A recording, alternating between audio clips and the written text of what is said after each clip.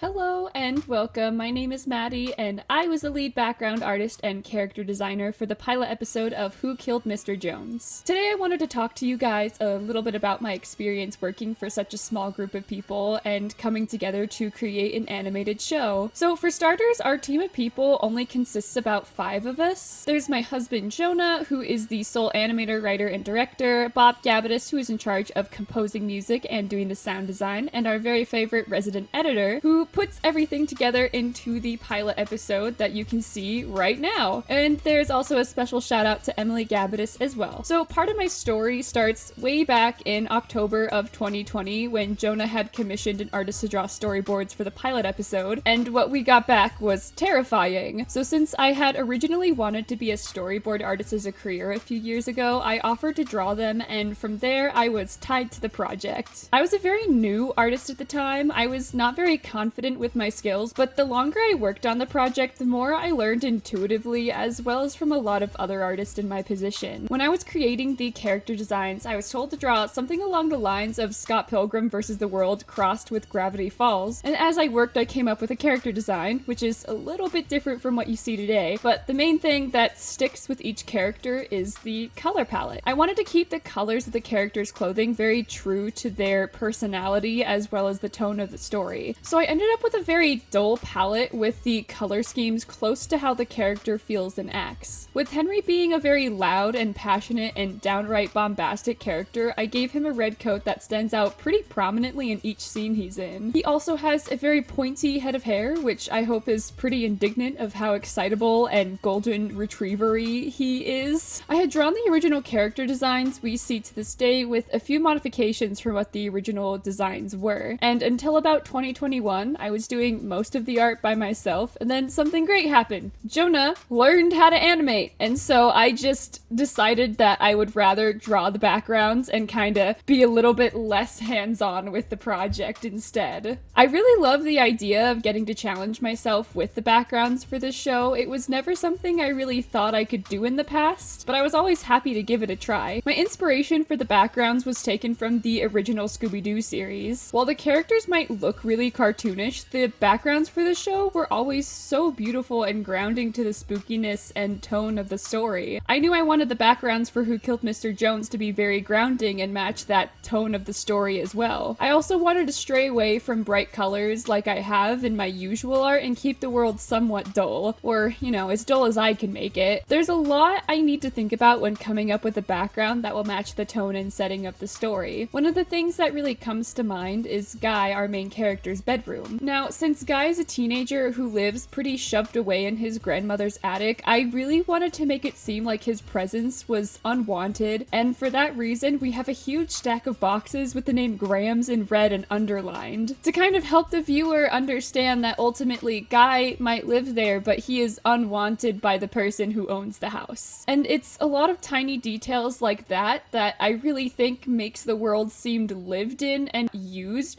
and not just by the main characters, but by the side and background characters as well. I try to put a lot of noise into my backgrounds as well. I really enjoy adding little bits of trash and posters to busy up a space. And I really love to do these things because it truly makes the background a lot more alive, even if we don't see the people in the backgrounds. I think if I had to say what my favorite part of drawing a background would be, it would have to be making posters or signs or flyers or anything like that. Because I really like to come up with a lot of inside jokes between myself that I can only hope people will notice. Something that comes to mind is I have 2 different band posters for local bands in the area. One is for a band called Lassie and the other is for a band called Rintin. And for those of you who don't know, those are really 2 famous dogs of history, and in my head they are now rival bands competing together, and to me it's a very fun thing to do and add in, because even if no one will notice or care, that's the job of a good background. It's not supposed to stand out more than the main characters, it's supposed to blend in and elevate the main focus of the scene, and I think I was able to do that to the best of my ability for the pilot. While I was a very unskilled artist at the start of working on Who Killed Mr. Jones, I learned to grow and develop my talents in ways I never thought possible. I didn't think I would love drawing backgrounds as much as I've come to find out, but working on the show has been truly so much fun. I've grown a lot of my skills as an artist, and because of it, I wouldn't change a thing for for the world. If you want to help support a small indie startup team, it would be greatly appreciated if you checked out our Kickstarter. Even if you can't donate, sharing the page with your family and friends would be greatly appreciated and a huge help to us. And if you haven't already, check out the original pilot episode of Who Killed Mr. Jones. The links will be in the description down below.